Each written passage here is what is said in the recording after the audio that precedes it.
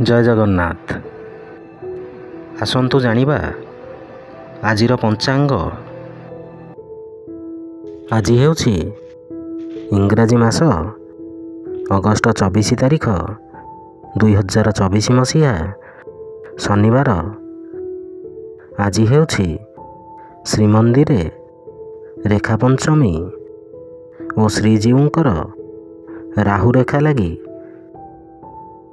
ओडिया मास हेउछि भाद्र मास, पक्ष हेउछि कृष्ण पक्ष, तिथि हेउछि पंचमी, नक्षत्र हेउछि अश्विनी नक्षत्र, सिंह, दिन 9।